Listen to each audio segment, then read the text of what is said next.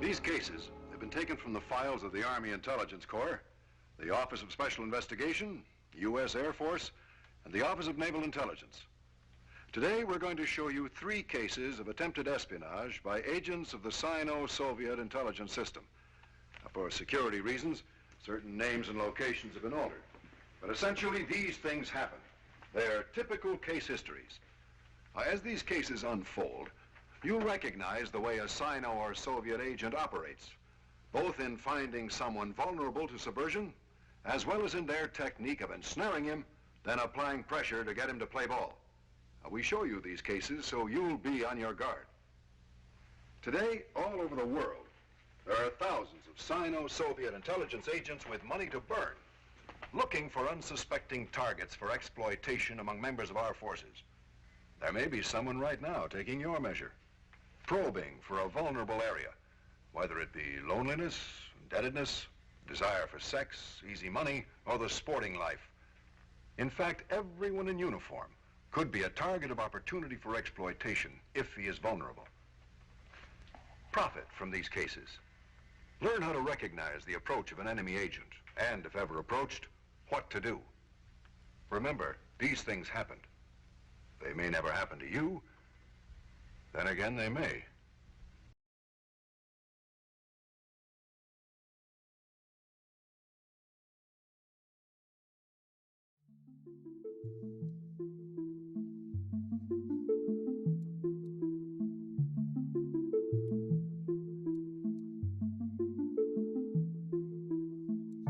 Hello, everyone. Welcome to the Devil in the Details podcast. The podcast where I investigate and expose ongoing, unlawful, non-consensual human experimentation on innocent men and women in the U.S. and possibly abroad. I am one of those people victimized by this atrocity, and now I am working hard to restore justice by sharing evidence and information in hopes of prompting a proper investigation. Join me in my fight and help raise awareness by tuning in and sharing this podcast with your family and friends.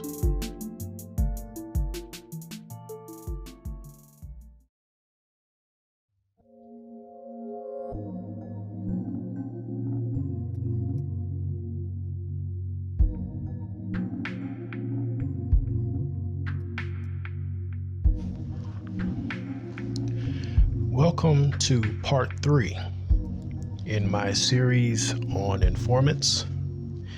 In this episode, we will be looking at the East German Secret Police, also known as the Stasi.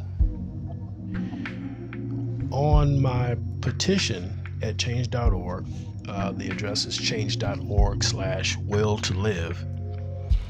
I've written a series of updates or articles. One of those is titled, How an Unlawful Secret Experiment Can Happen in Plain Sight and You Not Know It. And I want to read to you what I wrote about the Stasi and to just kind of give you a brief introduction into the videos that you'll be looking at today.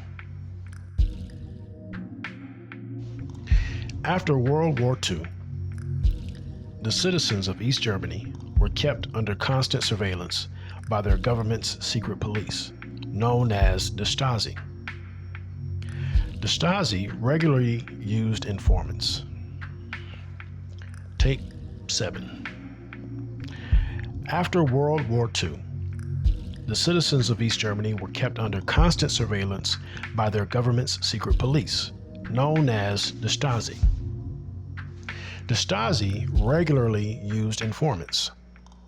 At one time, they were estimated to have more than 170,000 informal collaborators.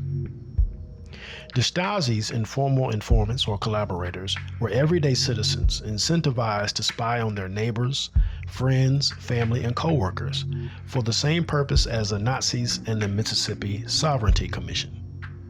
Report anyone that spoke or worked against their respective government's unethical laws and practices. Some citizens willingly became informants out of a sense of patriotism. Others were paid. Others had to be coerced and blackmailed. Reported citizens were often interrogated, imprisoned, without trial, or they themselves turned into informants. Others suffered a worse fate by being targeted by the secret police with mental decomposition, a series of covert psychological tactics used to lower the morale of dissidents without any need to arrest or torture the target. It's basically gaslighting on bath salts. The Stasi broke into citizens' homes, rearranged furniture, turned pictures upside down or took them out of their frames, arranged for their work to go poorly, spread rumors about a target among his or her friends and colleagues, stories of alcoholism, parental neglect, or the like, arranged for a target to get deliberately incorrect medical treatment, and much more. Small disturbances noticeable only to the target so that if they told anyone or reported it, they would seem crazy. The goal was to destroy the self-confidence of the target, for example, by damaging their reputation, by organizing failures in their work, and by destroying their personal relationships. The Stasi didn't try to arrest every dissident. It preferred to paralyze them, and it could do so because it had access to so much personal information and to so many institutions. Now, this next series of videos will go into more detail about the East German Secret Police, and it will also show some interviews with people who were actually victims of this illegal surveillance system.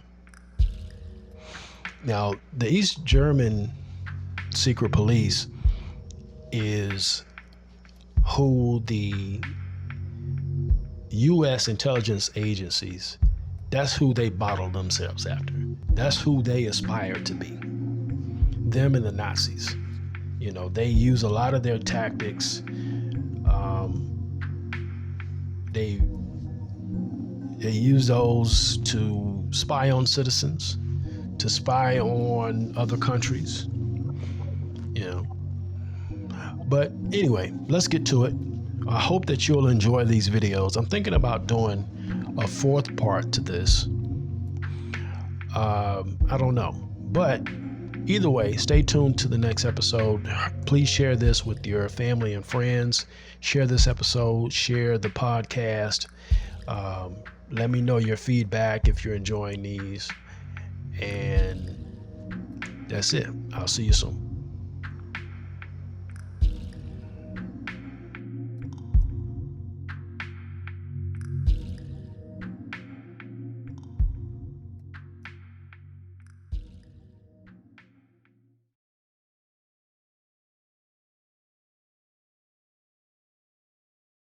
In the almost 40 years of its existence, the methods of the Stasi got more psychologically refined. A very infamous technique was used more and more in the 1970s and was called Zersetzung, which literally means chemical decomposition. In this case, however, it can be translated as subversion. It meant that opposition groups or individual people would be influenced in such a way that by means of psychological manipulation, the oppositional activities would be reduced or completely stopped. There was a number of ways how the Stasi achieved this. To mention a few: destroying someone's reputation by spreading what we nowadays call fake news, or by simply exposing someone's secrets.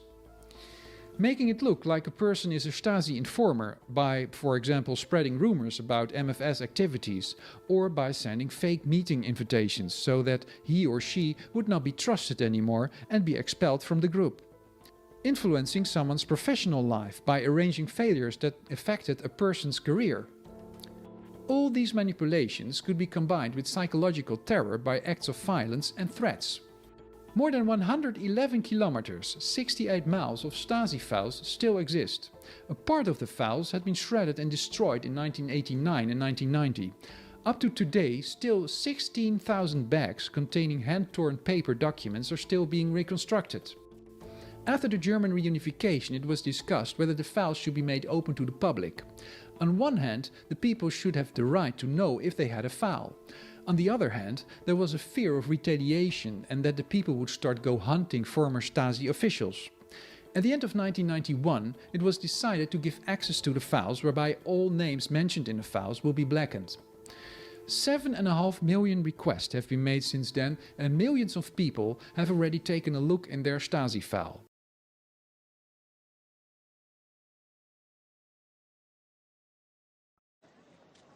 Vera Wollenberger joined the East German peace movement in 1981, encouraged by her husband Knut. My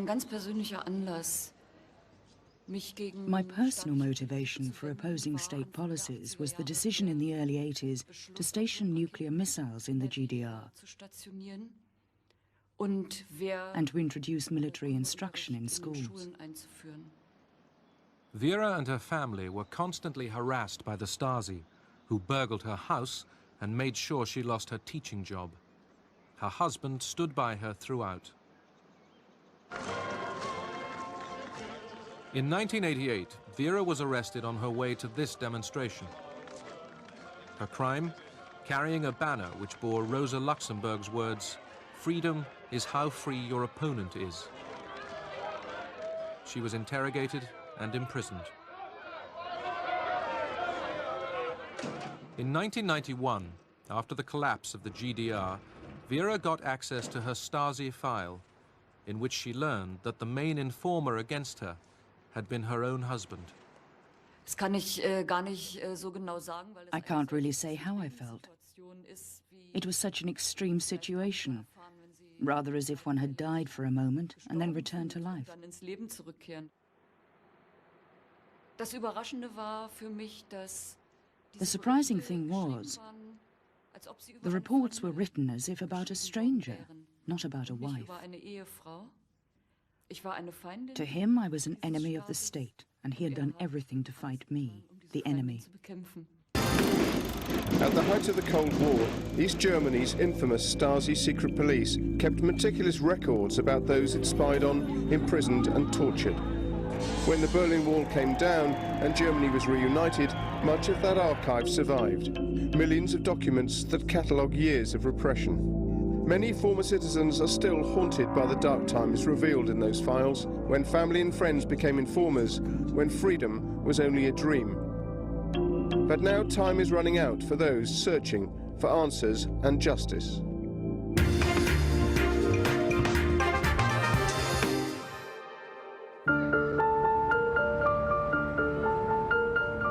In a quiet corner of East Berlin, this archive holds the key to millions of secrets.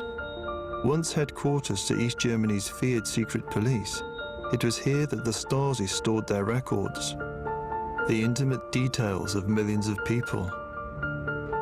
But now this information is being used for good.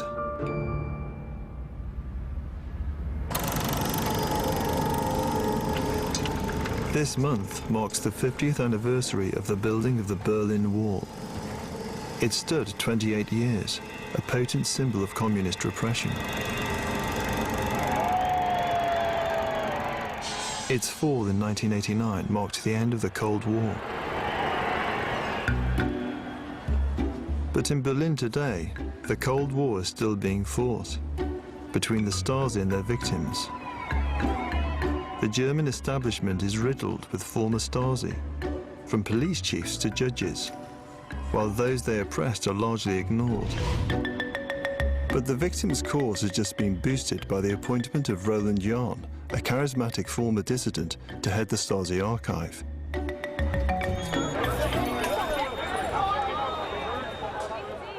"30 years ago, Roland Jahn agitated for change in East Germany, known as the GDR.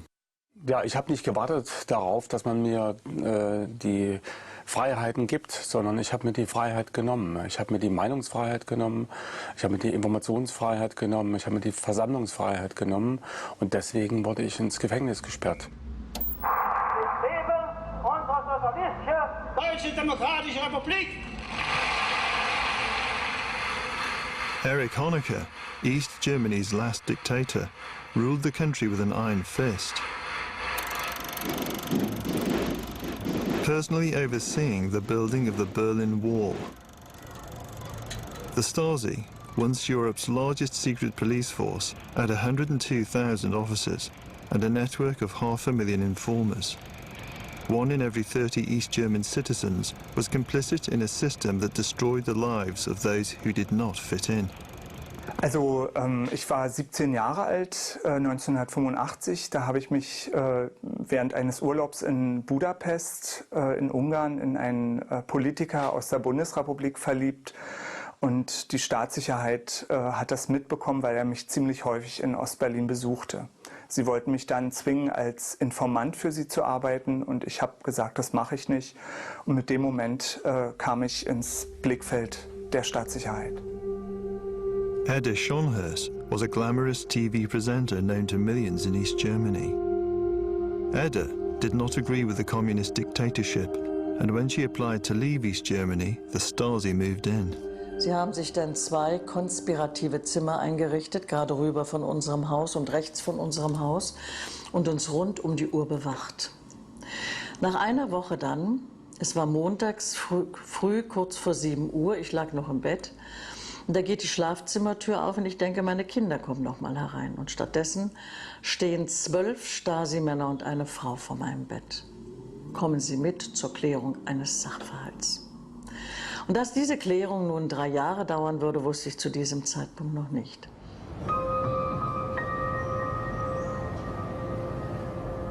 The Stasi developed new techniques in psychological torture. Nun könnte ich ja sagen, ich war wirklich ein Widerstandskämpfer, ja, wie die Akte es sagt. Aber ich hatte große, große Angst vor ihnen. Denn sie haben gedroht, meine Eltern zu verhaften. Sie haben gedroht, meiner Schwester das Kind wegzunehmen. Meine Nichte war 2 Jahre alt und das Kind wird in ein Heim gesteckt und dann von Funktionären adoptiert. Like thousands of others, Mario Rolig was held at the top-secret interrogation center known as Honchenhausen.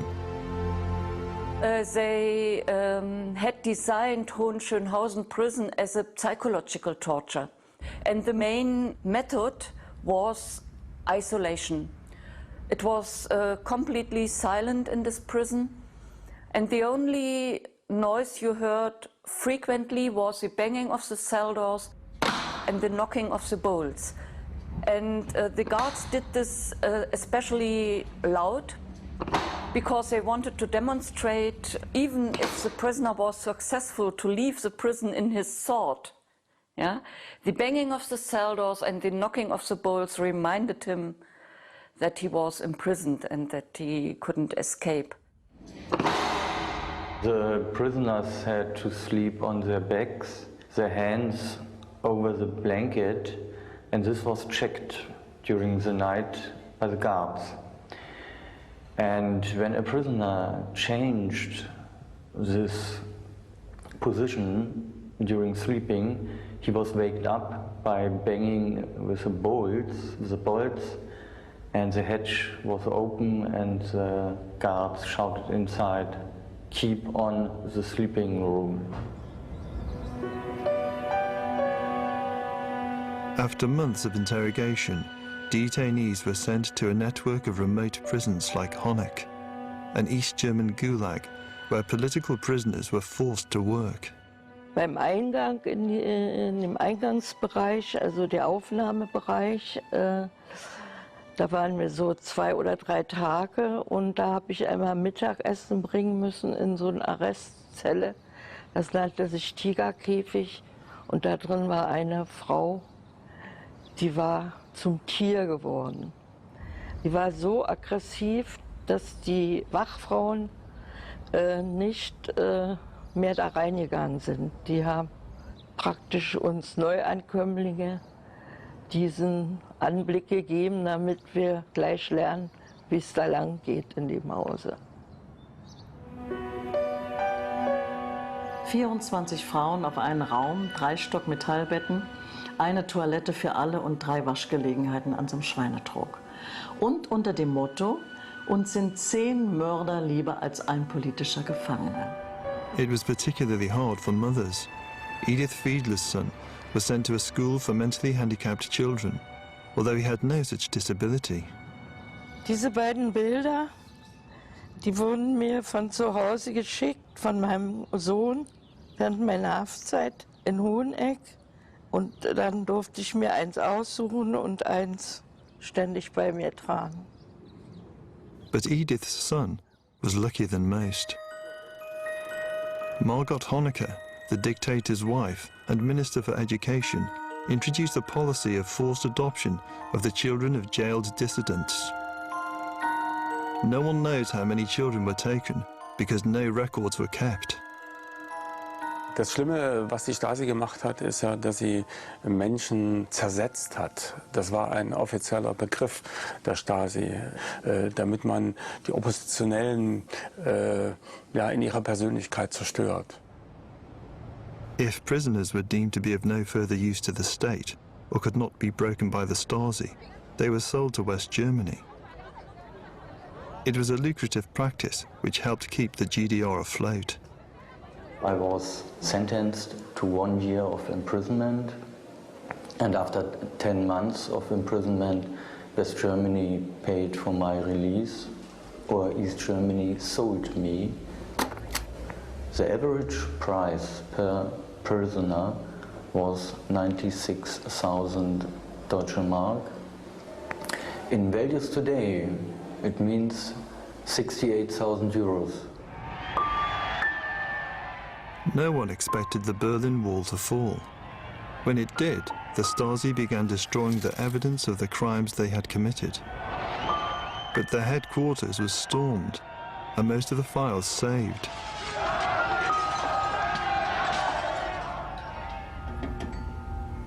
Today, they are a monument to the most insidious secret police force of modern times. 111 kilometers of files, including photographs, films, and tape recordings. Opened to the public in 1991, people flocked to see their file. And interest hasn't fallen. In the last 6 months, there were 42,000 requests. Das ist eine wichtige Aufgabe, wo ich aufbauen kann auf meine eigene Erfahrung mit der Stasi. Ich weiß, wie die Stasi funktioniert hat, und deswegen sind das gute Voraussetzungen, jetzt mit aufzuklären, den Menschen die Informationen zu geben über die Stasi. In the coming weeks, Roland Jahn's mandate to screen public officials for Stasi involvement will be extended to 2019. After which time, Stasi spies will escape scrutiny. But with the sheer magnitude of their task, for Jahn and his team, it may prove to be a race against time. Many of Honecker's henchmen are still in positions of power. According to research conducted at Berlin's Free University, 17,000 former Stasi are government employees in Berlin and the East German states. Even now, 10% of police in the state of Brandenburg are former Stasi. I think this is a very incredible case, but you have to think about the situation when they were taken over into their jobs. And this was police in Brandenburg was the GDR police. And the GDR police was highly controlled by the Stasi, and also Stasi members who were inside the police working, unofficially and officially. There are even judges who spied for the Stasi, embedded in the German legal system. For example, one judge sentenced a couple who tried to leave the country, and he sentenced them to prison. And he was taken over after '89, and he's still judge in Brandenburg. the Stasi archive continues to yield chilling facts about high-ranking officials. But for some, the files contain more personal revelations. Aber schrecklich ist, wenn ich eben heute gelesen habe, 1997 gelesen habe, dass zum Beispiel mein bester Freund der mieseste der 4 Informanten über mich war, weil er hat Geld für die Berichte bekommen. Always the activist, Vera Langsfeld became an MP for the CDU. With a high profile in the newly unified Germany, she received some startling news. I was told by friends that my husband was a spy. So the next day I went to the office for the Stasi files. His file was almost completely destroyed, so what was left was rather trivial. I can only guess, and my guess is that he had to report only on me, not on other people, because I was a very important person for the Stasi. Many crimes were committed against political prisoners. The basement section of Hunchenhausen, known as the U-boat, is where torture was conducted. This included Chinese water torture. The head of the prisoner was fixed between 2 wooden poles while water dripped on the forehead from the bucket above. Next door is the water cell, a small chamber insulated in rubber and filled with about 6 inches of water. Prisoners were left here for days on end in the depths of winter. The last commandant of Hunchenhausen prison, Siegfried Ratajczyk, worked as a guard here. He still lives just a few blocks from the prison. Guten Tag, wir sind mit Al Jazeera Fernsehen und wir wollten wissen, ob wir waren jetzt gerade in Hohenschönhausen in der Gedenkstätte. Im Gruselkabinett. Ja, genau. Und deshalb, wir wollten wissen, was Ihre Meinung jetzt, was daraus geworden ist, was Ihre Meinung darüber ist. Da sind so viele Fernsehanstalten da, ich gebe keine Interviews mehr im Zusammenhang. Siegfried Ratajczyk cannot be held to account for his crimes. Before unification, and for the sake of expediency, West Germany took the controversial decision to sanction all such human rights violations so long as they were legal at the time of the East German dictatorship. The fact that these people are still at liberty only adds to the trauma of survivors. Mario Rolik was working at Cardo, Berlin's richest department store, at the cigar counter when his past came back to haunt him. Habe ich den Stasi-Offizier wiedererkannt, der mich 12 Jahre vorher im Gefängnis verhört hat. Und als er vor mir stand, das war ein bisschen, als wenn man dem Teufel wieder begegnet. Und ich habe zu ihm gesagt, entschuldigen Sie, wir kennen uns, Stasi-Gefängnis Hohenschönhausen. Er sagte dann, was wollen Sie jetzt von mir? Und ich habe gesagt, ja, eine Entschuldigung, nur eine Entschuldigung.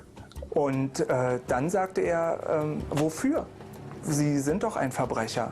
Und Reue ist was für kleine Kinder. Und dann drehte er sich um und ging. Und für mich war mein schönes Leben zu Ende. Ich brach zusammen und musste mit dem Notarzt in die geschlossene Psychiatrie gebracht werden. Mario, like many others, does not qualify for a Stasi victim's pension, while former Stasi officers, like Siegfried Ratajczyk, enjoy some of the highest occupational pensions in Germany. Yes, it is one of the facts which make me really, really angry, because they had huge wages and yes, now they have very huge pensions. Despite having destroyed the lives of countless children, Margot Honecker continues to receive a substantial pension for her time as Minister of Education. After the collapse in 1990, she went to Santiago, and nowadays she is getting a very high pension. It doesn't have to do anything with justice what happens here. The victims has to fight for every euro, and the former elites are treated much better.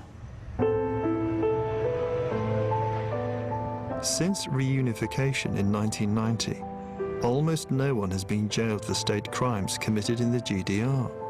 not even Erich Honecker. As of 2001, former Stasi have enjoyed a blanket immunity. Since the former Stasi generals are not prosecuted anymore, they are starting to rewrite the former GDR history and their own history. They are writing books, they are doing talk shows, going to schools, and that's dangerous, of course. To counter this shameless propaganda, former prisoners guide school children and tourists around Hohenschönhausen. The prison is now a memorial to those who suffered there. It is necessary because there are some people who wanted to play down the history of the Stasi in East Germany. And so it's very necessary to remember the people on the history. It's very important for the pupils to feel this memorial, to feel the history, not only to read about this situation.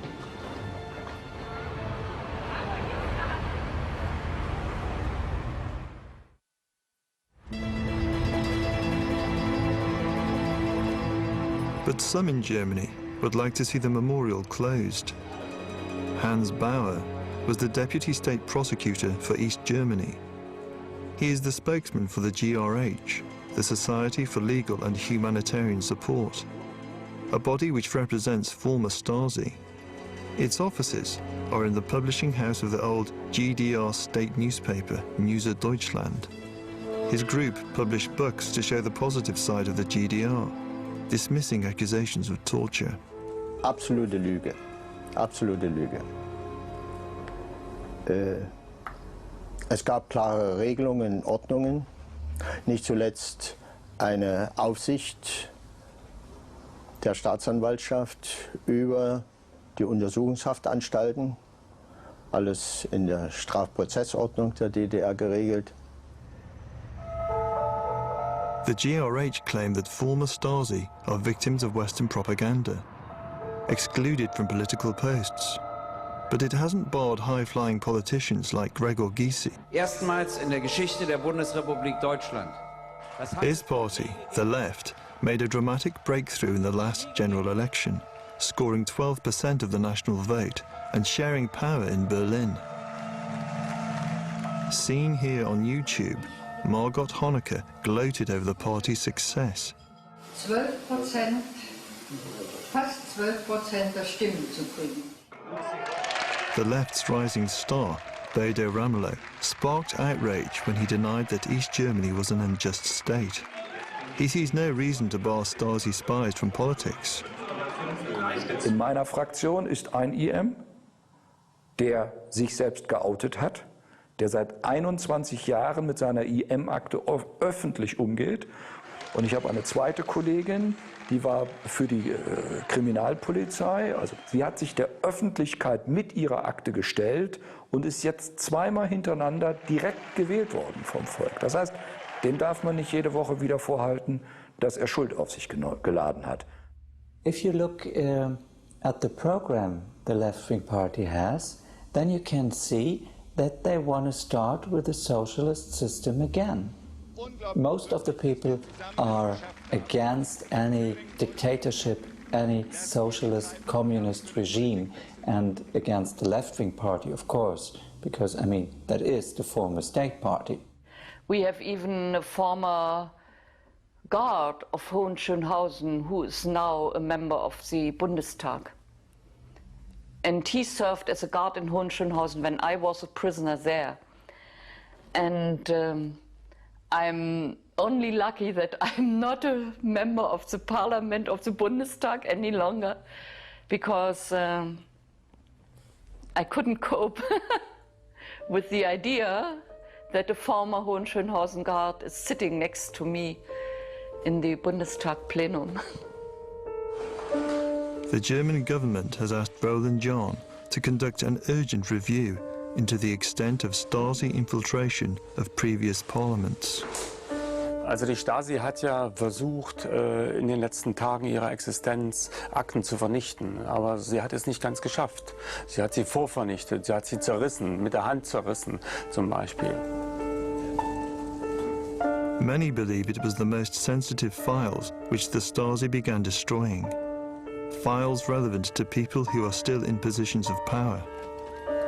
But Rolignyon's team have developed pioneering software to put them back together. And now these files are about to reveal their secrets. Inwieweit sie brisant sind, das muss man sehen. Aber es waren alles Akten, die bis zuletzt genutzt worden sind. And history is repeating itself. In the wake of the Arab Spring, secret police are destroying the evidence of their crimes. Earlier this year, Egyptian protesters occupied the country's heavily guarded spying agency to stop the destruction of files. Acres of documents, some shredded, are now under the protection of the army, who have promised to preserve them. Klar, die Bilder, die man sieht aus dem arabischen Raum, das ist ein Déjà-vu, weil man sieht, dass Menschen aufbegehren gegen die Diktatur und ein selbstbestimmtes Leben führen wollen. Das macht optimistisch, dass Diktaturen nicht ewig existieren. One block south of the Brandenburg Gate is Berlin's Holocaust Memorial, only completed in 2004. 6 decades after the war had ended. 20 years after the fall of the Third Reich, it was a familiar picture in West Germany. All the former Nazi people sitting in key positions. And the Germans hadn't learned about the mistakes they made after the Third Reich. Some believe the law which bans people from denying the Holocaust should be widened to include denial of the crimes of the East German dictatorship.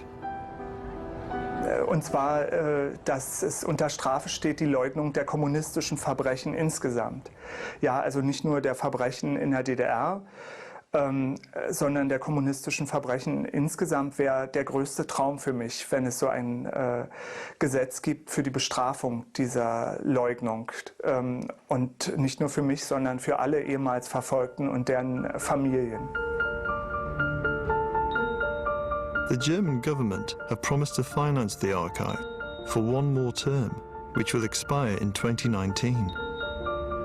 Rolignyon's mandate to vet public officials and uncover the truth about the Stasi may be the country's last chance to deal with its communist legacy.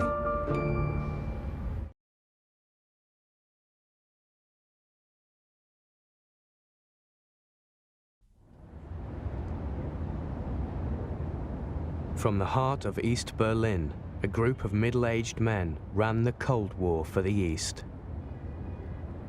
Their strategy included the standard tools of espionage, but they were also working on a new secret weapon.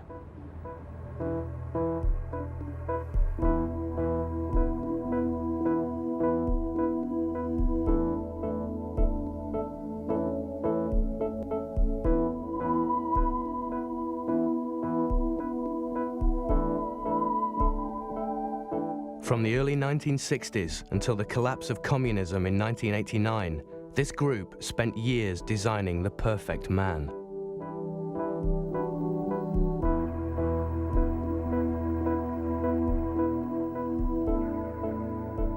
Their experiments helped create an army of undercover agents who were dispatched to the West.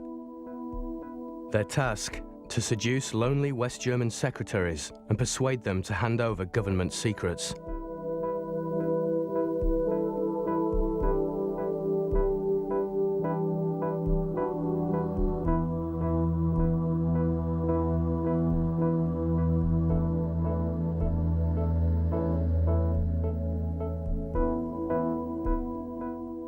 They left behind them a trail of abandoned and betrayed women who had no idea their lovers were actually spies. Those were actually the best years of my life. I was 32, you know. I could have lived, I could have had a life, and I didn't.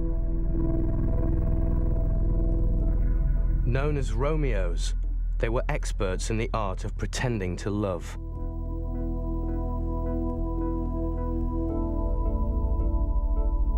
What problems do men have in deceiving women? Not too many. You know, you do it once or twice or three times, and then you are pretty cold about the whole thing.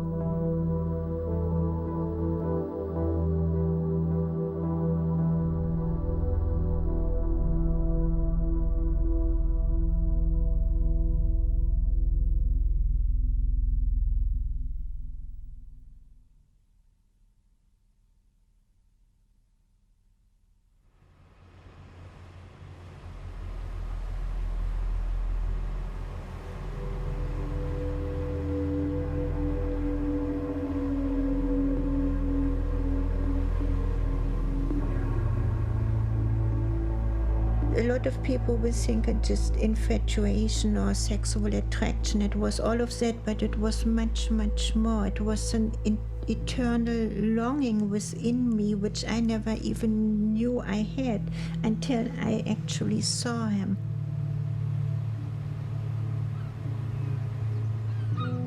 From 1977 until 1984, Gabrielle Kleem had an affair with a man who she thought was the love of her life. She was unaware that in reality, he was an East German spy mining her for West German secrets. Gabrielle passed on more secrets to the East than any other agent in her position.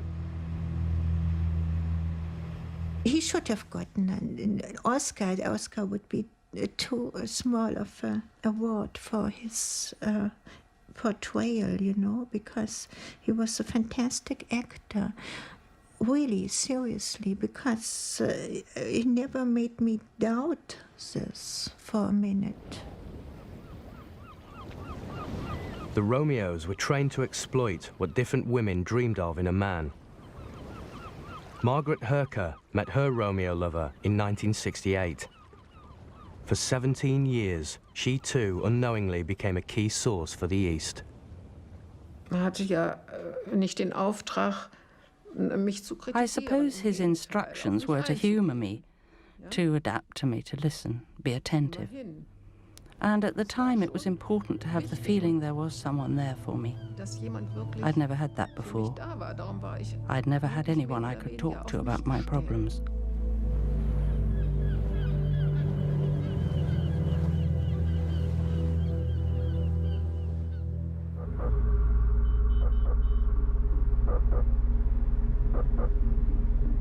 The Romeo program, which entrapped Margaret and Gabrielle, was devised in the early 1960s by the HVA, East Germany's Foreign Intelligence Service, from their headquarters in East Berlin. It was intended to be a key part of their battle with the West. These were the years of the Cold War, when Germany was divided into Communist East and Capitalist West. At its heart was the Berlin Wall, which divided the city in two. East and West were sworn enemies, representing rival ideologies and rival military blocs. It was crucial for the HVA to know what their enemies in the West were thinking. Our main goal was to infiltrate the key power centers of the West: NATO, the Secret Service, the West German government. We thought about how to penetrate these targets, came up with the idea of going for single secretaries who had positions in important places.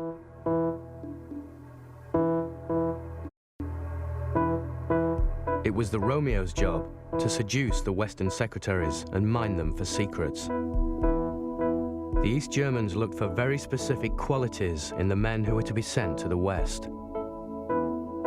The typical Romeo was between 25 and 35, a good-looking, well-educated East German.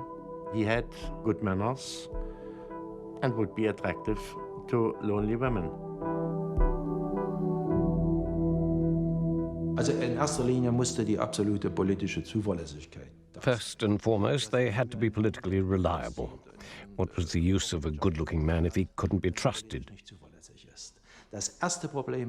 We were looking for faith in the party, loyalty, willingness to join the struggle. So we valued political reliability above all else. Strangely enough, these secretaries often fell in love with men who weren't always that good-looking. They had other qualities. For example, they might be a father figure, reliable and serious. More important to these women was the inner values of these men. Men who made them think, yes, I could share my life with him. He was the kind of man who, when he walks into a room, you think he's important. He's tall. He appears to be something special. Gerhard Bayer was deemed to have these qualities and was selected to be sent to the West. Ich hatte die Begabung, auf Menschen einzugehen. My particular talent was that I really understood people. I could really engage with them and relate to their problems. Sind natürlich da viele Fragmente. This gave women the feeling that they were dealing with a very extraordinary man. Hier habe ich mit einem außergewöhnlichen Menschen zu tun.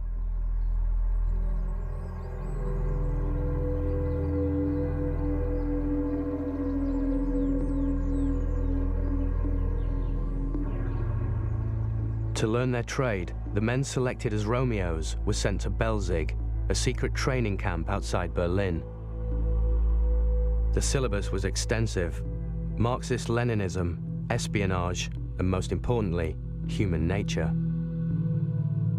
Eine gute Agententätigkeit beruht immer auf den Grundsätzen der Psychologie. Good espionage work always rests on a firm grasp of psychology. Fachliteratur als Autodidakt. I learned a lot about applied psychology and psychological manipulation. I studied human behavior very closely through various different approaches, such as Freudian theories. Ob nun Freud oder andere. The Romeos were being sent to the West to be promiscuous, to seduce and deceive. But the East German regime was highly moralistic. There was no mention of sex. Intelligence chiefs liked to pretend women would be seduced by higher motives. We were all ideologically very indoctrinated. The political motive for doing intelligence work was always depicted as the strongest, the most reliable. The use of human weaknesses was in generally played down.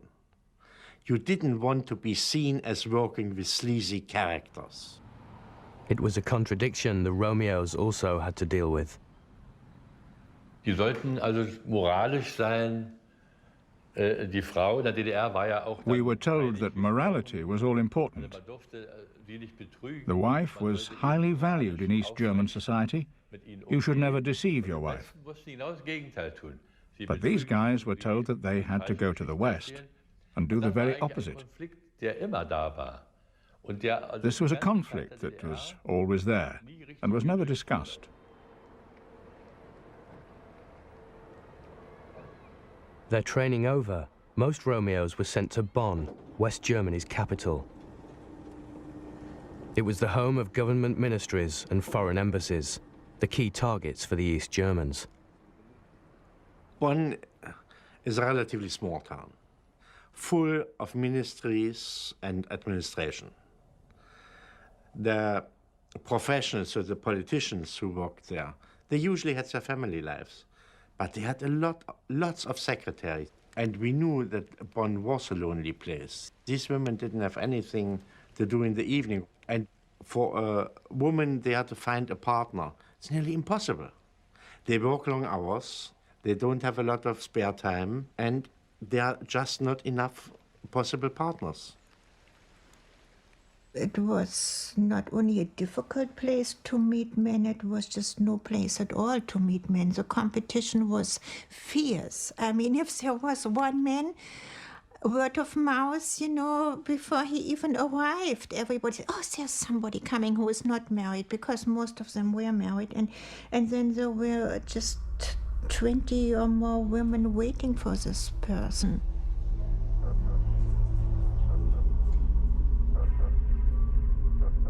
Gabrielle Kleem worked as a secretary at the American Embassy in Bonn in the mid-1970s. She had hoped to meet a diplomat to marry, but was finding life in the capital as a single woman difficult. You didn't get invited anywhere, you didn't fit in anywhere. You had to have this kind of husband or fiancé who had to have this position. Margaret Herker had also moved to Bonn in search of a new life in the late 1950s. She worked as a secretary to the president of West Germany. Ich wollte ein bisschen mich lösen. I suppose I was looking for independence, to escape from the narrowness of my parents' home, to put some distance between us. Abstand kriegen. Das war's eigentlich. I particularly wanted to get away from my mother, who had always kept us very close. So it was against her will that I went away, and I applied for the job in secret. Heimlich habe ich mich beworben. They were both just the sort of vulnerable women working in useful places the HVA was looking for. A woman who had been neglected by life up till then. You know, she was in her early 30s, lonely, normally not too pretty. When they were too pretty, it was no good. A little bit ugly, not too ugly, because, you know, you had to enable the Romeo to do his job. The Romeos were like vultures, circling the skies above Bonn. They found their victims so easily. The Romeos now planted themselves in Bonn's cafes and waited for secretaries to seduce. Margaret Herker and Gabrielle Kleem were about to meet the men who would change the course of their lives.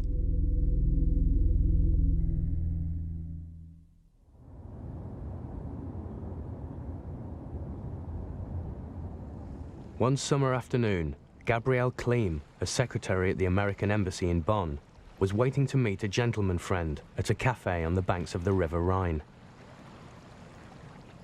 When I was sitting there waiting for this friend, I saw this man coming towards me, and he was so tall and blonde hair and fantastic blue eyes.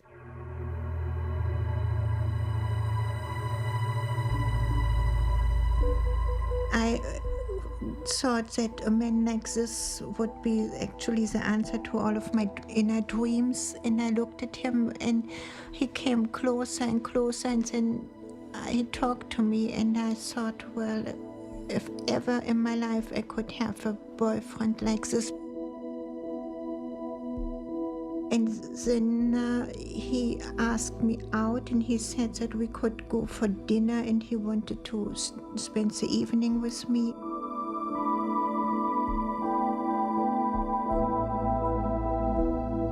He ordered a lot of wine, and he talked to me, and I just remember the feeling I had of totally falling in love with him.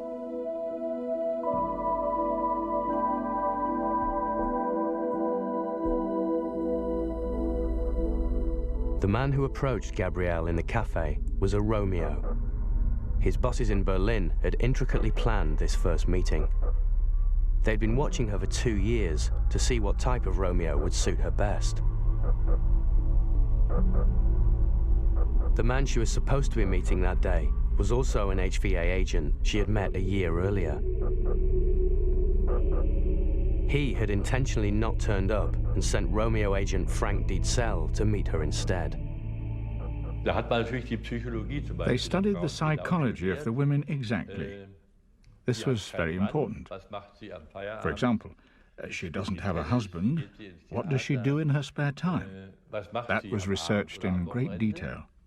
The Romeo would then consider how to make his first approach. He played out the situation in advance in his head, which story to use. It was all staged.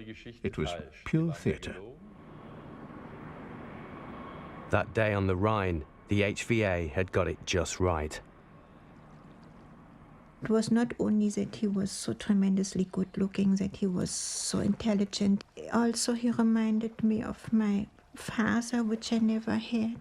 And this is something I had always waited for. And every kind of inner dream, which I wasn't even aware of that I had those dreams, he answered to those dreams and wishes and ideas. Dann hat man eben die Schwächen, schlag mal, solche Schwächen registriert. These weaknesses were all registered.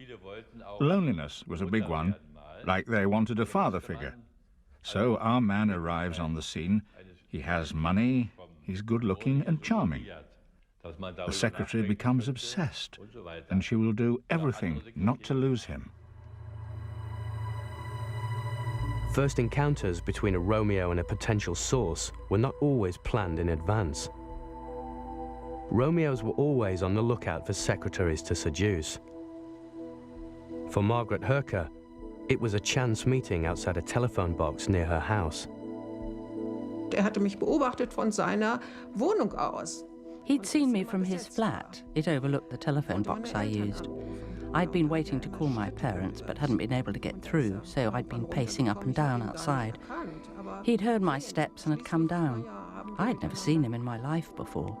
But after a while we got chatting and we ended up going for a walk along the Rhine. That's how it all started. Ja, so ergab sich das.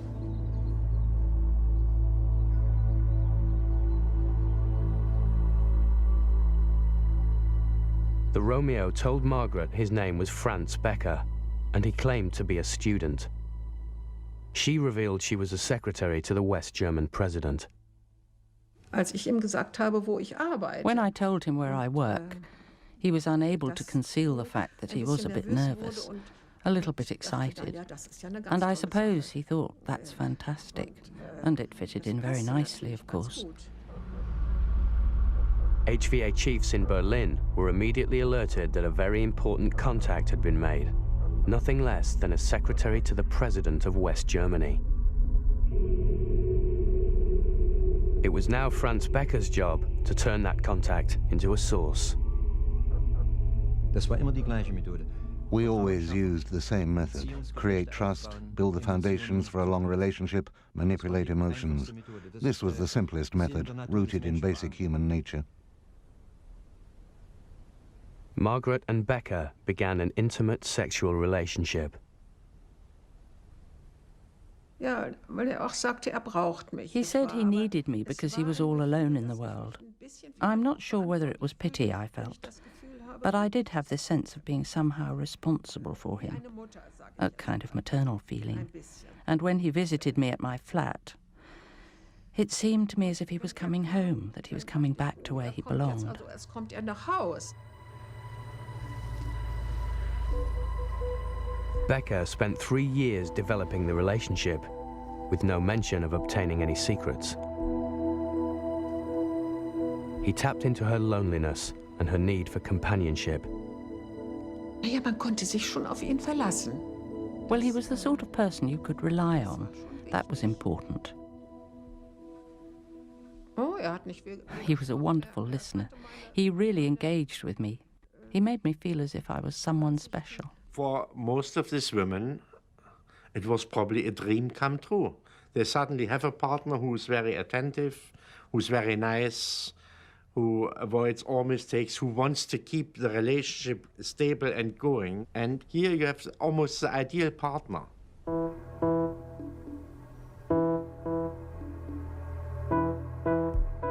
For Gabrielle, it was a whirlwind romance. Her Romeo lover, Frank Dietzel, claimed he worked abroad and could only see her every 4 to 6 weeks. They met for passionate weekends in hotels along the River Rhine. I would always drive there with a tremendous amount of longing. You're just driving there, you were totally high, as if you had taken some drugs or something. And then you would meet him, and then you would know that this was the only life you would get for all this time, and you really had to make the most of it.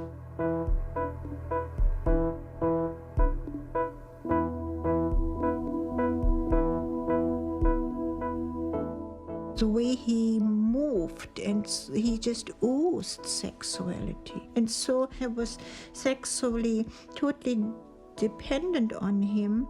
I never ever considered even looking at another man. I thought that I just could not live without it, and this longing which he built up because of the lack of sexuality in the interim periods. And I always had to wait for 5 weeks, and he came up with those idiotic mathematical equations telling me that if he would go to bed with me 6 or 7 times during this one weekend, that this would equate, no, this is not funny, this would equate to whatever during the weekend, and this would then come up if you add this all up to this normal relationship. Frank Dietzel sent the intimate details of his relationship with Gabrielle back to Berlin. They were pored over by intelligence chiefs at HVA headquarters, who could then plan the next stage in the relationship.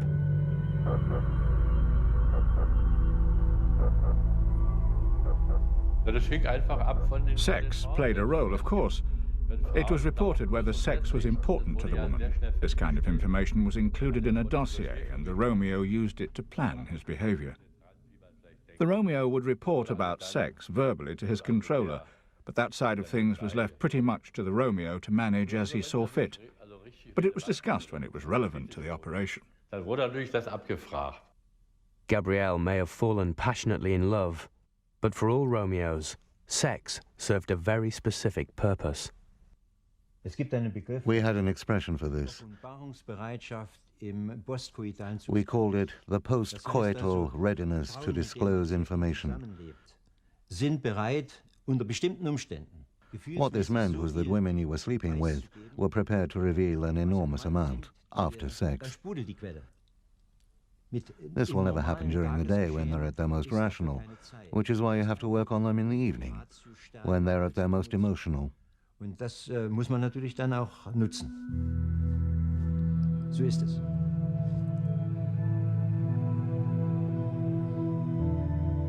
With military precision, the HVA chiefs in Berlin had made Margaret and Gabrielle fall in love with their Romeos. They were now considered ready to start delivering secrets to the East. 3 years into his relationship with Margaret Herker, Romeo agent Franz Becker felt she was ready to pass on information from the president's palace. Wir haben uns unterhalten und we just chatted about this and that, about certain people from my office. Aber he just seemed to have a very general interest in it all. Diese operative Verstrickung. Her entanglement was engineered very carefully, very slowly. What she delivered in the early days or reported on didn't go beyond what any of us might tell a good friend or partner in casual conversation. But that was just the beginning. Das war der Anfang.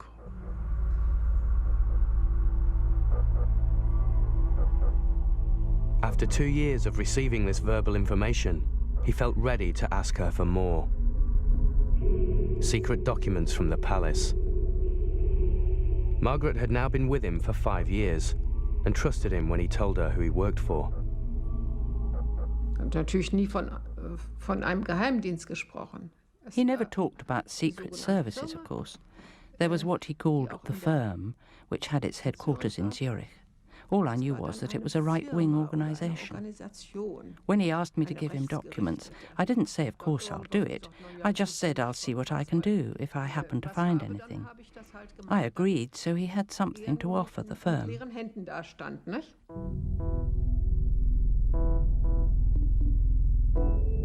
Margaret began to smuggle top-secret government documents from the president's palace.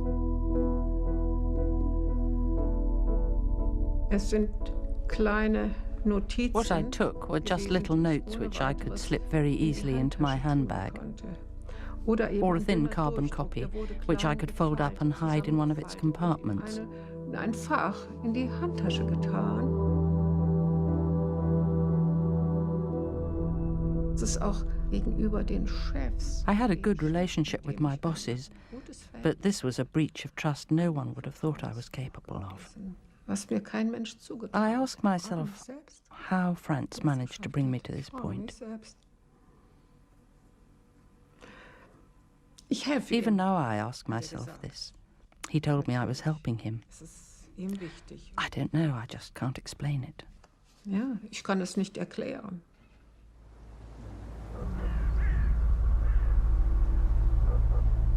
West Germany was at the front line of the Cold War.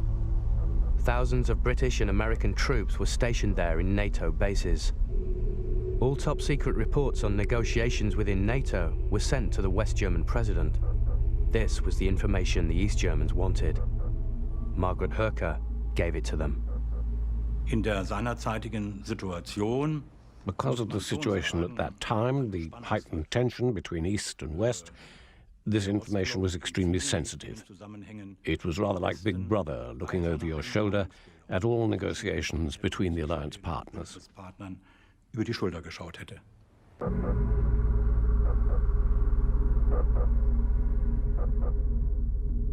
Gabrielle Klim's job at the US Embassy in Bonn gave her access to American military secrets. Her Romeo also developed the relationship to the point where she would trust him when he asked her for secret documents. He came up with a story. He said that he was working in Saudi Arabia and in African countries, and that his home office was in Munich, and that he worked for a company which was collecting information on different levels, also economic levels, and to some kind of like a so-called think tank or database, which would be used to support peace, to nurture peace in the world. Gabrielle was obsessed with Dietzel and willing to believe anything. This sexual attraction, which nobody ever had this. And this, I think this made me close my eyes to everything, and he just knew this. Having smuggled the documents out of the embassy, she would photograph them at home and give him the films whenever she saw him. I would have the films in the pocket of my coat, and he would hug me and put his hand in the pocket of my coat and take the films without ever saying anything. And then always looking at me like this father image and say, "Oh yes, you did very well, child." Gabrielle's position at the US Embassy made her recruitment by the HVA a danger to the West. She was known to East German intelligence by her code name, Gerhard.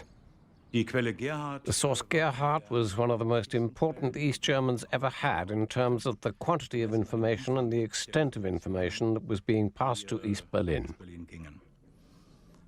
She worked in the American embassy, so had access to very important information. She worked in the very office where arms supplies and military maneuvers were coordinated between the West Germans and the Americans. Margaret was now regularly delivering secret documents to Becker, but their relationship changed. She was hooked on him, so he didn't need to spend as much time with her and insisted their affair be kept a secret.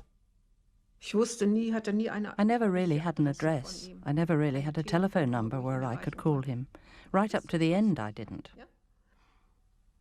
He always had some excuse or other why this had to be the case, and this was an impossible situation.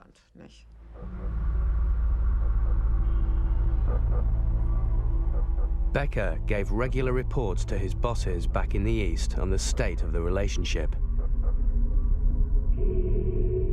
Teams of psychologists analyzed the reports and worked out how the relationship should progress. They wanted to keep their source happy at all costs. Aber man musste immer diese Hitze in den Beziehungen immer wieder erneuern. The task really was to keep things on the boil, re-inject vigor into the relationship. And we did this with interesting conversation, love, an expensive holiday. Some of these women couldn't have afforded it on their own, but the HVA footed the bill, and it worked. It bought time. The relationship could last another year. If the relationship showed signs of cooling, it was always warmed up again to motivate the woman, and this was always done according to a set plan. Becker took these photos of Margaret on their holidays together. But he refused to be photographed. Pictures of the back of his head are all that Margaret has of their time together. Even then, she claims she noticed something strange about him. There was always something at the back of it all which I couldn't really put my finger on. He seemed divided, as if he had a job to do, and I kind of sensed this. Margaret thought of leaving him, but Becker had been well trained in using a woman's weaknesses to keep her. Whenever I tried to end the relationship, he'd come along and talk about all the good things, the good times. He'd always say that we needed one another, that we knew one another inside out, that we understood each other. And that's how he kept me. I don't want to talk badly about women, but women, they accept quite a bit if they are really in need for some relationships. Women are forgiving in general, if you don't overdo it. And you can play with the woman as long as you want. At the end, you open your shirt and shoot me. Oh, she will say, no, it's not that bad. It's true.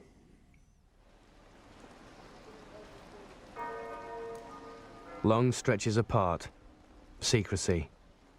For Gabrielle, too, life as the lover of a Romeo was never easy. I never really lived unless it was through him. So this was a horrible problem in all those years, and it got increasingly worse.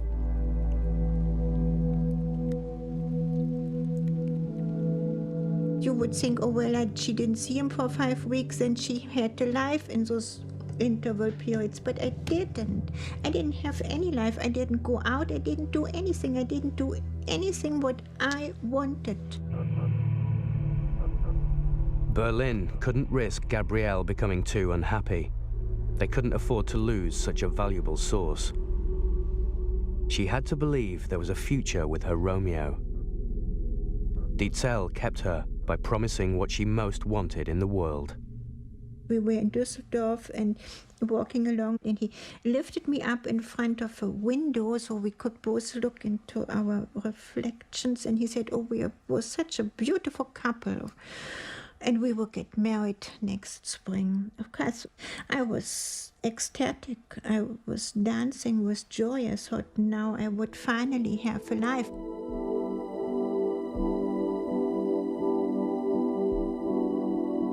Six months later, Dietzel summoned Gabrielle to a cafe in Brühl.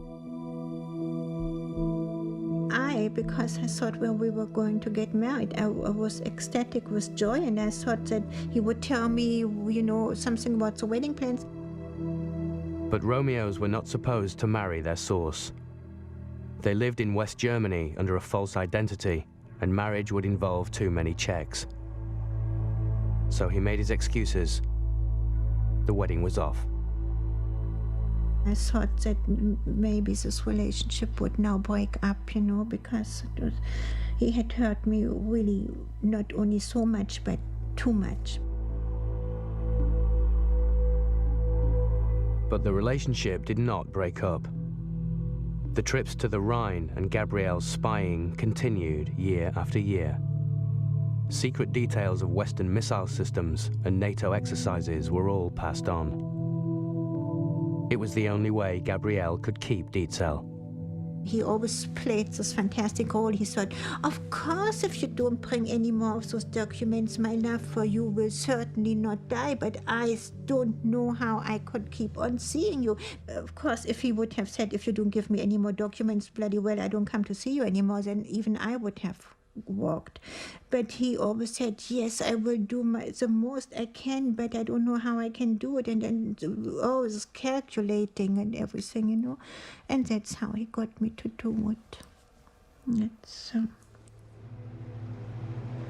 The men in Berlin had shaped two excellent sources. But their spying for the East was about to come to an end. The West German Secret Service, the BND, was now on the trail of both women. By 1985, Margaret Herker had been with her Romeo lover Franz Becker for 17 years.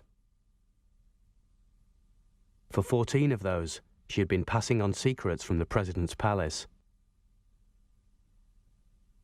But Becker had been identified as an agent by the West German Secret Service, the BND. While under surveillance, they noticed he saw a lot of Margaret. And then, of course, the alarm bells started ringing. Who is this? Is it his mother? Is it his girlfriend? Is it his sister? And then we discovered that Miss Herker worked in the president's office. And then, of course, the alarm bells really began to ring.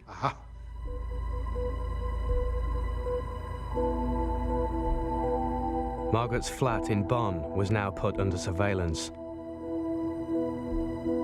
After several months, the West Germans had the evidence they needed. It was time to tell her boss, President von Weizsäcker. He was very skeptical. Suddenly, the head of counterintelligence comes along and says, "Mr. President, one of your closest aides is an agent." And, of course, you have to have some very strong evidence to back that up. And I remember that President von Weizsäcker was very dubious. My impression at the time was that he was more willing to believe Miss Herker than he was to believe me. But the evidence was overwhelming. Margaret was picked up from her flat and charged with espionage. She insisted her lover had worked for a peace institute in Switzerland. I really believed even then that it was an organization in Switzerland. But the police didn't believe anything I said. In the whole world, there is no Swiss organization, whatever its political color, which would have been interested in the type of material that Miss Herker was handing over. And her claim that she didn't know what she was involved in, well, this is something all these people do to preserve their own self-esteem. Ihre Selbstachtung zu erhalten. She was not naive. She might have been clinging to the idea of doing something good or working for peace. But the fact that she clung to something like this is a sign that deep down she knew exactly what she was involved in.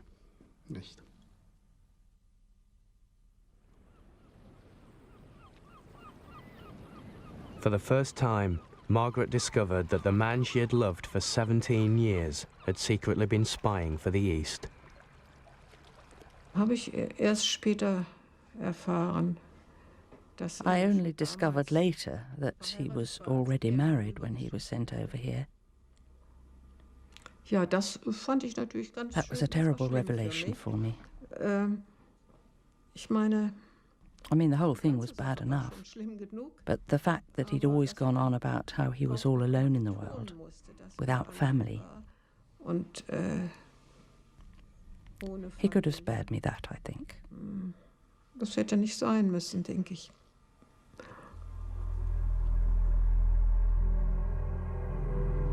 While Franz Becker escaped to the east, Margaret was sentenced to 8 years in prison for espionage, of which she served 4. Ist natürlich schlimm für mich schon gewesen. Well, of course, it was absolutely awful. I needed all the strength I had just to survive it. And if you ask me how I survived it, well, I really don't know. Ein großer Stress für mich. For Gabrielle Kleem, the end came in 1991. The Cold War and her affair with her Romeo lover Frank Dietzel were now over. The HVA had been disbanded. Documents uncovered from their files revealed that Gabrielle had been passing secrets to the East from 1977 until the collapse of communism in 1989. She had handed over 1,500 documents, more than any other source in her position. But at her trial, all she could think of was Dietzel. They were constantly talking about espionage, and I didn't care shit about that. I always said, But did you know him? What was he like? And did he love me? I'm sorry, I always wanted to know, did he have some feelings for me? Or was it all just a lie? I really wanted to know. If something like that happens to you, you tend to question yourself what is true and what is not true, and what part is real and what part is imagined, and what part is a story and what part is a fiction. And you go absolutely insane because you just feel like you are disintegrating bit by bit by bit by bit.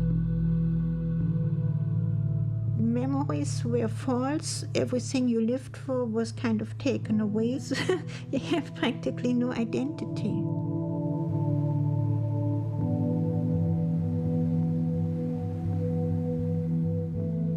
We were people, and they destroyed us in every level. As the Cold War was now over, Gabrielle received a 2-year suspended sentence.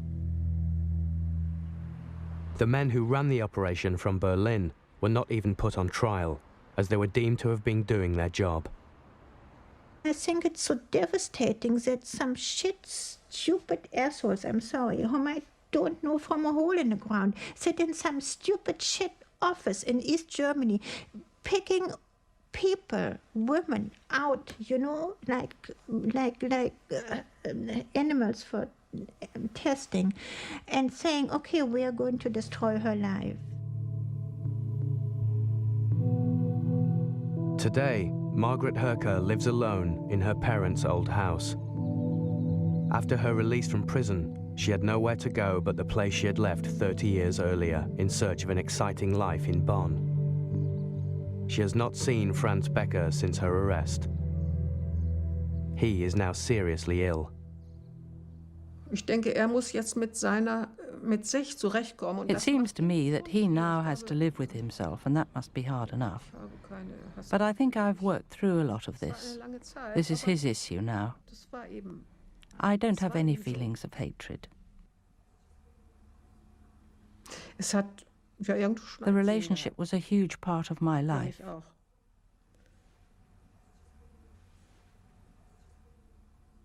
It did have a purpose and a meaning for me. So in that respect, these were not wasted years.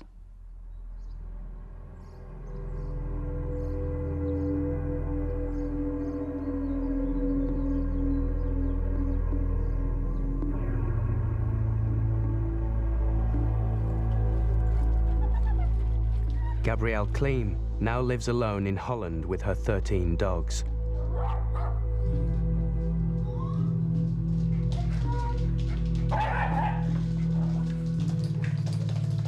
There is little sympathy for the plight of Gabrielle and Margaret from the men who benefited from the secrets they gave.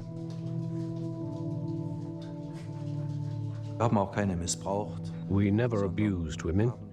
We saw it as a legitimate method, a method which was justified by the very real threat posed by the Cold War. If we're talking about the brutality of secret services, if you show me this broken heart, well, then I can show you much, much worse. Look back through history, and a few broken hearts look like nothing.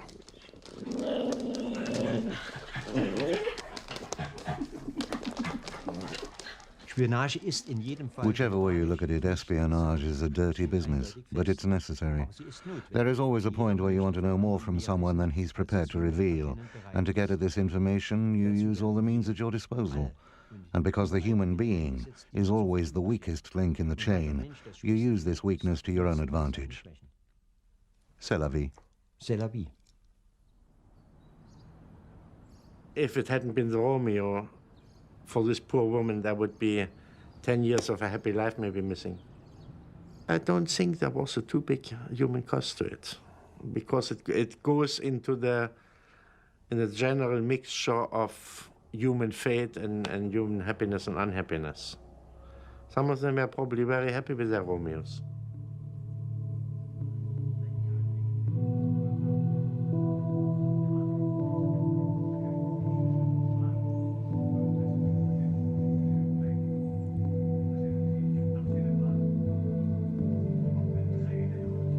Gabrielle's Romeo lover died several years ago.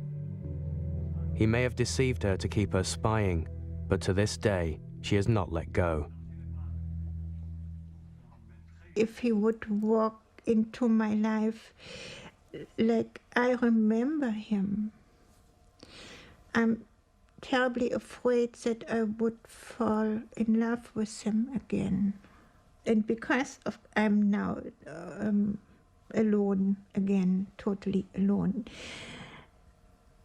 a very big part of me would say yes, that I loved you and you filled a void in me which nobody ever could or would or will again.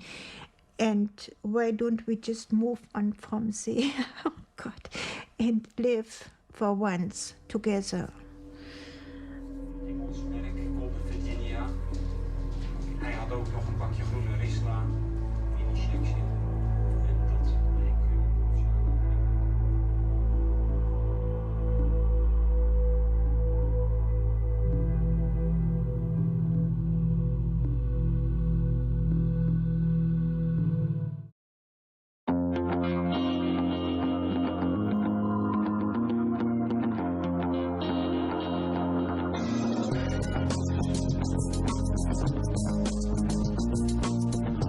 A few years ago, while I was working at the United States Department of Homeland Security, my principal job was to travel around the globe to coordinate anti-terrorism activities with other nations.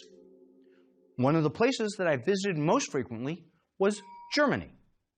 Germany is a critical partner in our counterterrorism efforts. At least in part, this is because it is a significant transit point for traffic between the Middle East and other parts of the world. But it's also because Germany is one of the most able partners America has in the European Union.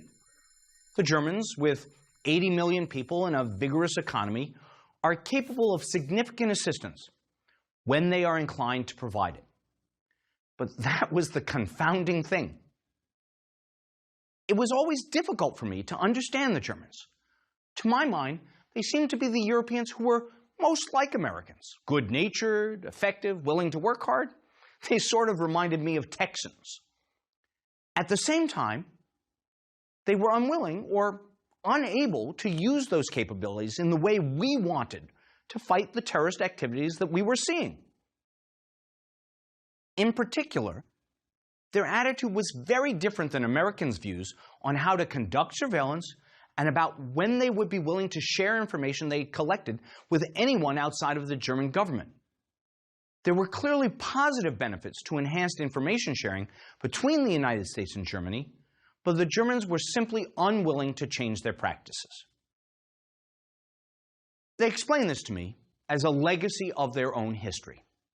If I heard it once, I heard it a dozen times, that Germany had been ruled by not one, but two authoritarian regimes in the previous 50 years, Adolf Hitler and then communist East Germany. In those regimes, the Germans had seen the dangers of pervasive government surveillance, and they were very reluctant to go back down that road again. Now, it's one thing for them to express that fear of the surveillance state, which is visceral and embedded. I could grasp why history would shape their sensitivity.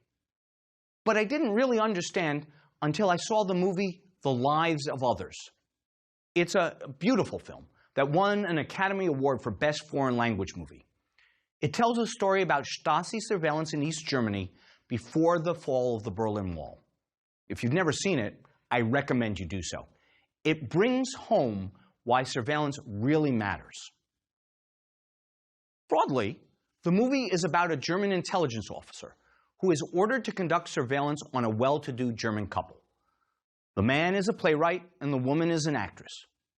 This order is handed down to the intelligence officer, not because the couple is suspected of disloyalty or espionage, but rather because a member of the Communist Party is interested in the girlfriend.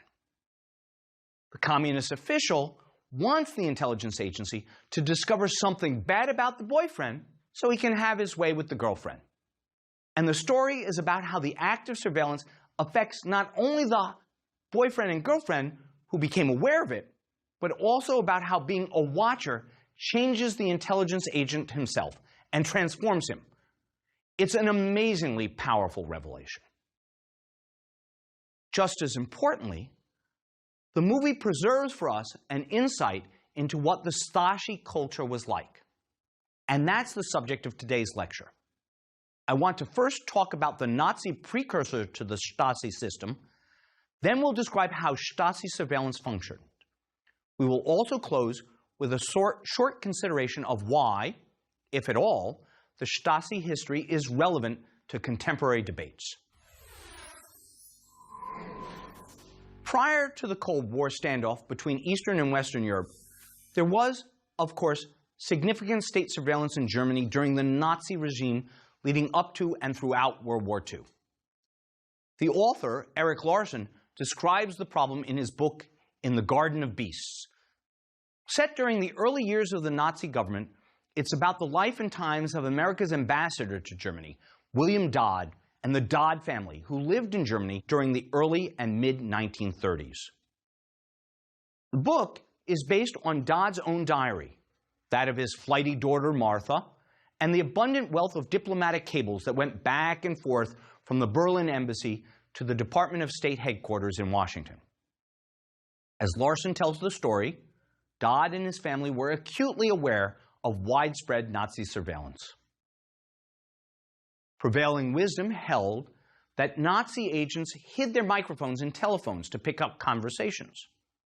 To overcome any snooping, Larson says, the ambassador filled a cardboard box with cotton and used it to cover his own telephone whenever a conversation in the library shifted to confidential territory. Larson also relates the anecdote about the man who telephones a friend and in the course of the conversation happens to ask, "How's Uncle Adolf?" Somehow, afterward, the secret police appear at his door and insist that he prove he really has an Uncle Adolf. And the question was not a coded reference to Hitler.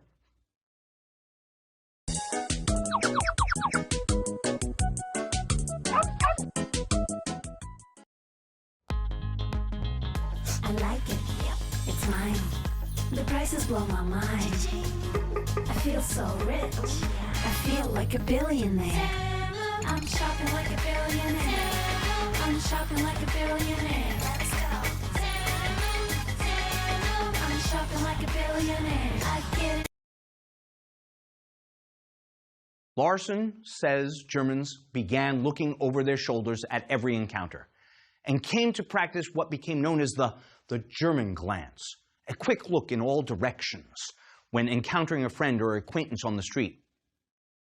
Quote, "In the most casual of circumstances," he writes, "you spoke carefully and paid attention to those around you, and in a way you never had before."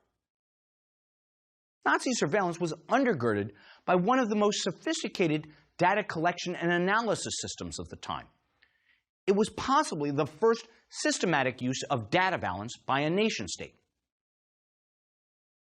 The system was developed and operated by a company known as Dehomag, the corporate acronym for, and here, let me apologize to any listeners who are native German speakers for my horrible pronunciation, Deutsche Hollerith Maschinengesellschaft, MBH. In English, that means German Hollerith Machine LLC. Dehomag was a subsidiary of the US technology company IBM. It had a monopoly on data analysis for the German government in the years leading up to and during World War II. The Hollerith in the name was Hermann Hollerith, a German-American inventor who developed a method for instructing the analog data accumulators of that era through the use of punch cards. If, by the way, you're too young to have seen a punch card, they were pieces of stiff paper in which holes were punched in predetermined positions. The holes could either control the machine, telling it what function to perform, or they could contain data that would be used in performance of that function. Hollerith first invented and used his data punch cards to capture the data for the 1890 US Census.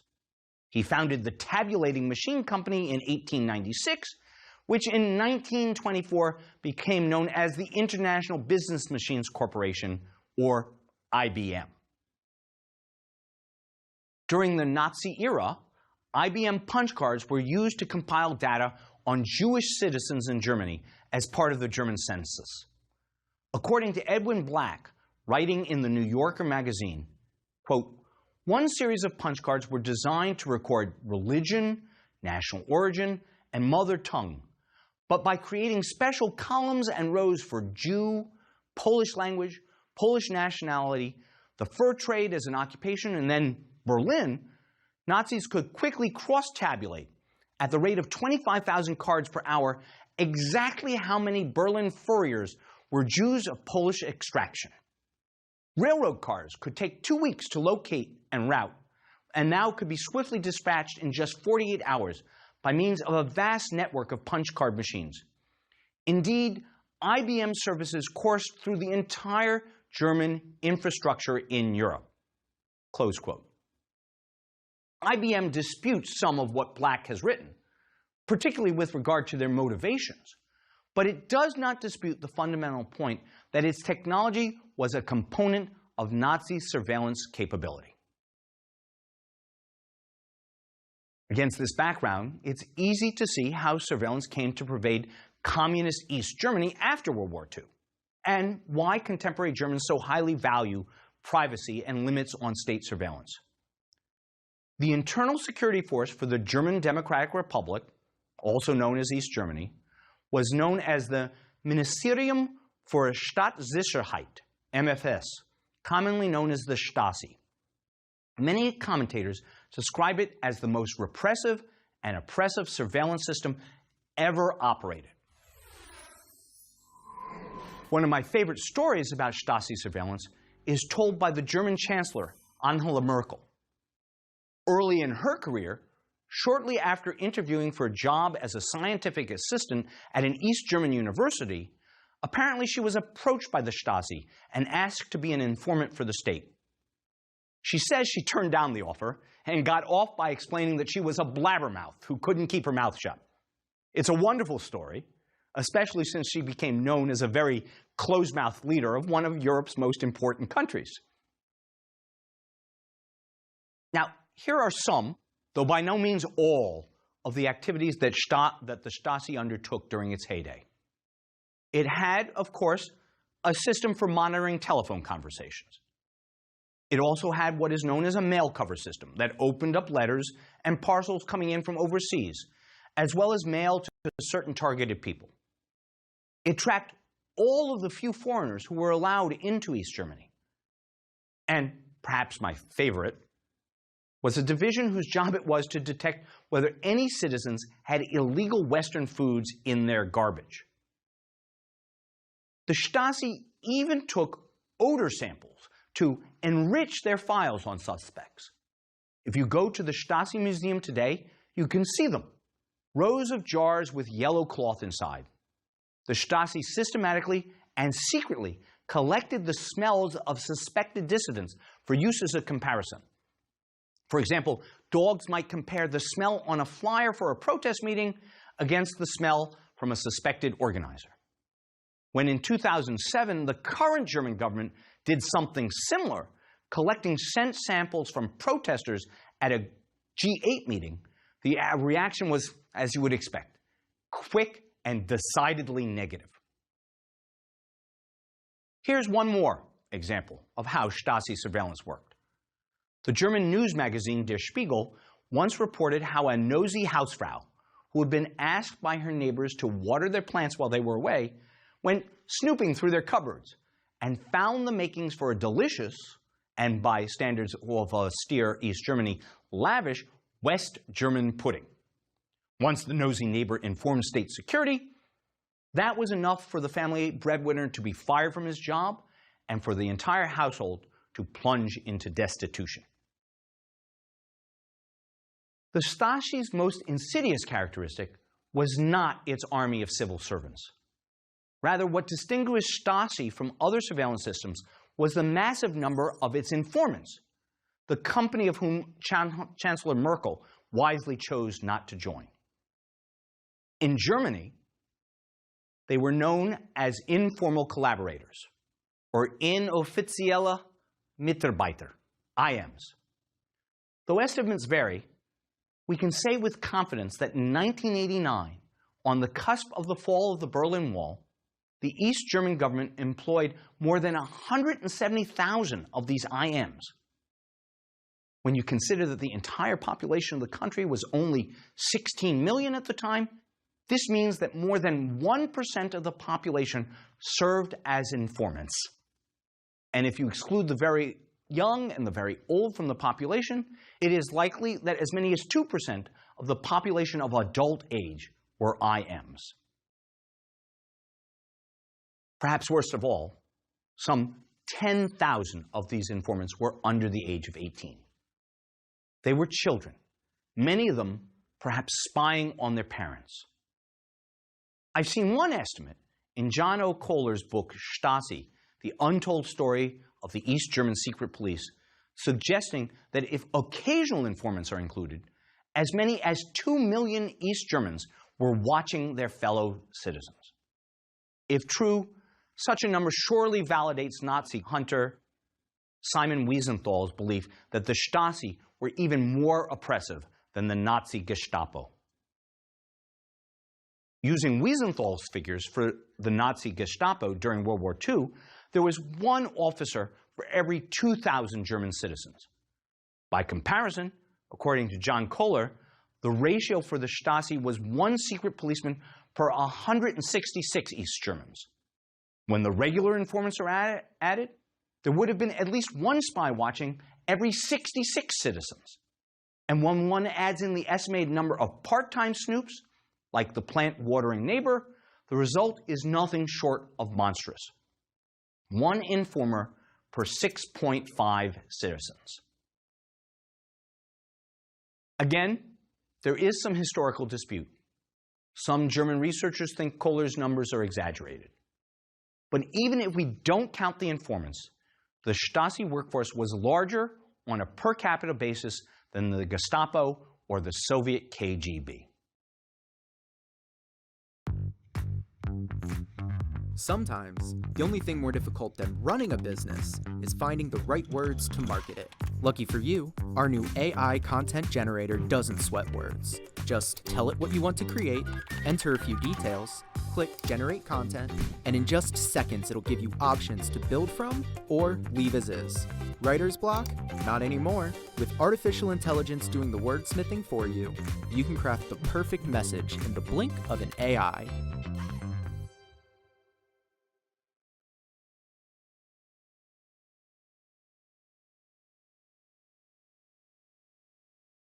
Recordings just got better. Hey, it's Dana from StreamYard. I'm so excited to announce that local recordings are now available on StreamYard.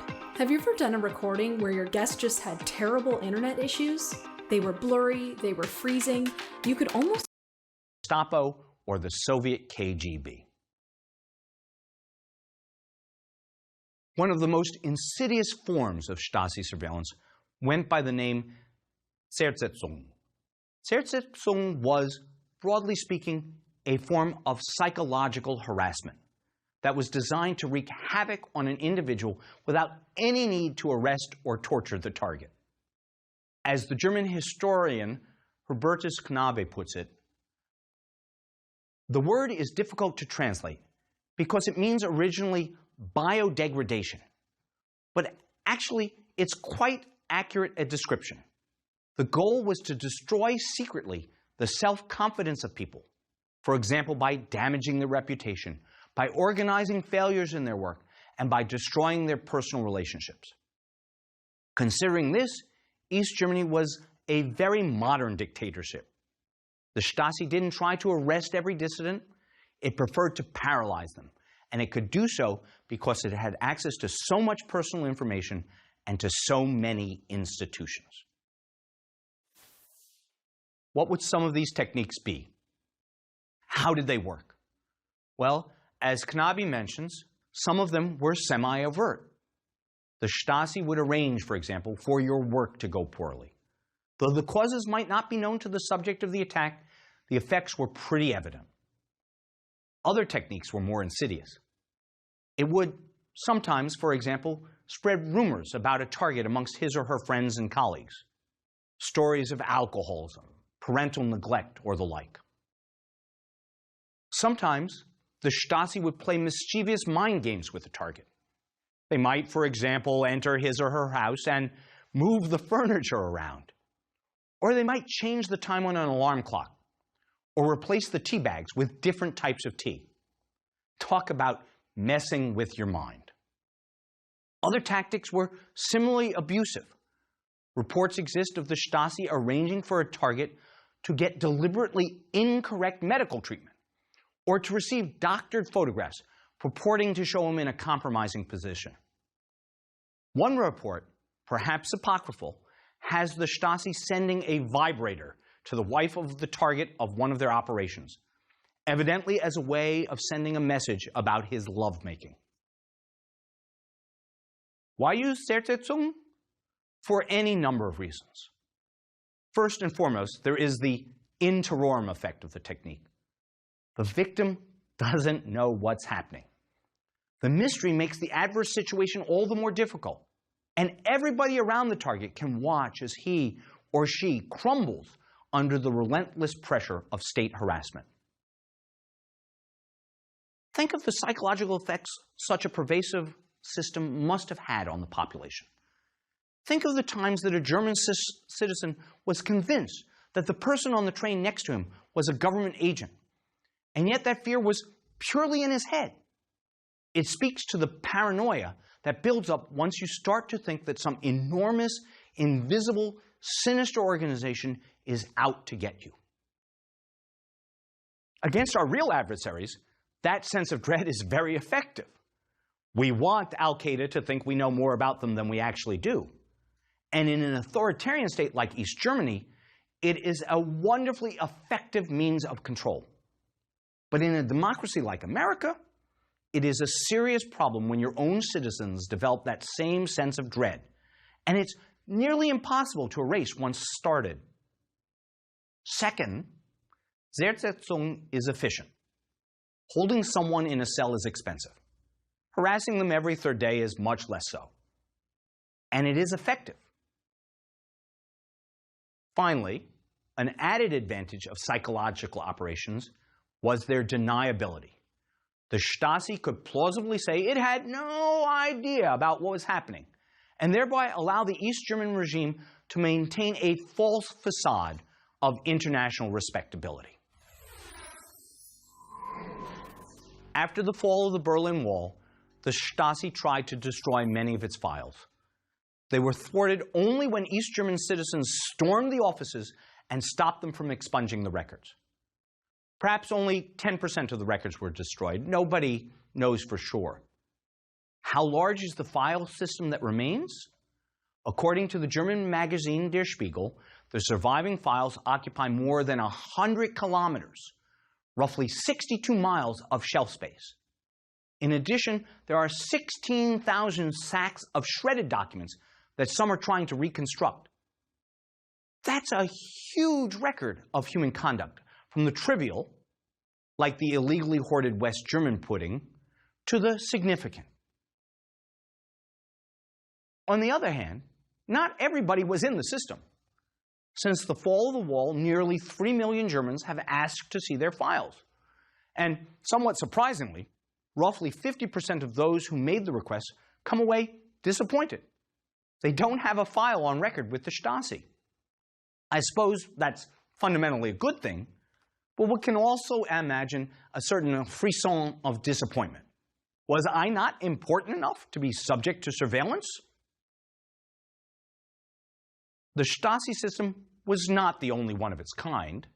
Chinese surveillance, what little is known of it, looks very much like that employed by the Stasi.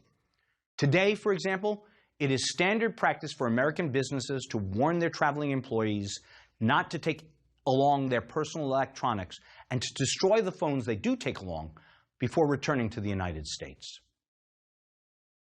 Consider as well the story of Hao Jian, an activist who was part of the Tiananmen Square protests.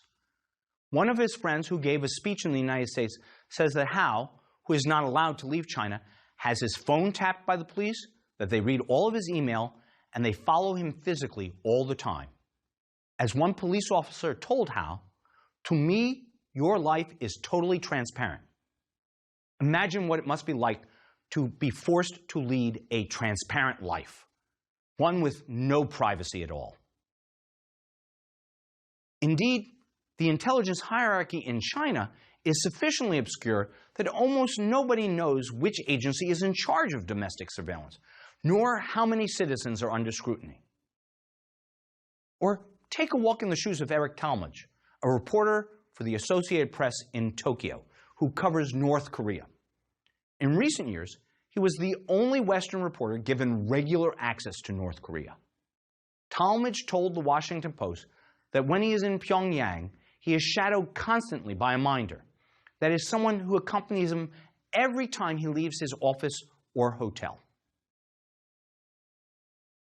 The minder seems to be more concerned with making sure that regular North Koreans don't talk to Talmadge than he is in watching Talmadge himself. When he goes out, Talmadge is not allowed to change his route or stop to interview people at random. And of course, everything he does electronically is monitored: his calls, his emails, and his internet use. Talmadge says, "I just assume that everything I say to anyone is on the record, always." At this point, now that we understand the Stasi system, it is fair to ask why, in a course on the modern surveillance state, we begin our discussion with consideration of the Stasi. After all, they've been gone more than 25 years. What does distant history have to do with today? I could defend the choice on any number of grounds. 25 years is not so long ago. American policy still revolves in part around events that occurred in the 1960s and 70s. So one answer is that a page of history is worth a volume of logic. Or as the writer and philosopher George Santayana once said, "Those who cannot remember the past are condemned to repeat it." On that basis alone, the history of one of the most intrusive surveillance systems ever is worth studying. But the better answer, I think, is that for good or ill, the Stasi system has become a sort of benchmark in political discourse for the description of systems of surveillance, and one that is deployed with some regularity. For example, Marcus Ferber, a member of Chancellor Angela Merkel's Christian Democratic Union, once assailed the United States for American-style Stasi methods.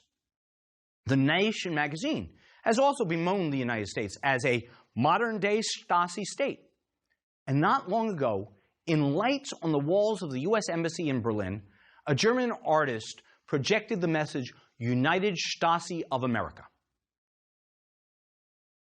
So too, when President Obama defended previously undisclosed methods of the National Security Agency activity, he cited East Germany as a cautionary tale of what could happen when vast unchecked surveillance turned citizens into informers and persecuted people for what they said in the privacy of their own homes. Of course, he was using the Stasi as a counterpoint, answering accusations against the NSA by saying it was not a similarly vast, unchecked effort to collect data. Let's end this lecture by returning to one small factual detail from the movie The Lives of Others. It is a detail that remained true to life in East Germany up until the fall of the Berlin Wall in November 1989. It was that month that East German officials opened the floodgates to allow citizens free passage to the West. It was the summer of 1990 when the wall began to be dismantled. In the film, one of the heroes, the playwright named Drayman, has become disillusioned with the communist state. He decides that he's going to write an expose about suicide in the East and have it smuggled to the West for publication. But Drayman has a problem. He needs a new typewriter. You see, it turns out that every typewriter in East Germany was registered with the government. Literally every typewriter was identified and associated with an owner, and the government had a sample of how the typeface of that particular writing machine looked. You can see the problem for Drayman. He's worried that were he to use his regular typewriter to write the story, and then somehow a copy of his manuscript came back to East Germany, it would be easy for the Stasi to pinpoint him as the author. So he solves the problem by having a friend smuggle in a new, unregistered typewriter to him from the West. And that's the typewriter he uses to write his explosive story. Later, the discovery of this secret typewriter forms a critical plot point of the movie, one that I won't spoil for you by telling. The innovativeness and poignancy of Draiman's resistance shouldn't obscure the broader point about the pervasiveness of Stasi surveillance.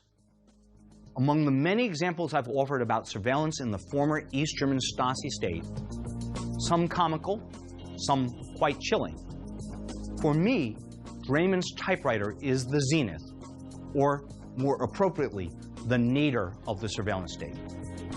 We can ask ourselves whether in its abusiveness, it has ever since been evil.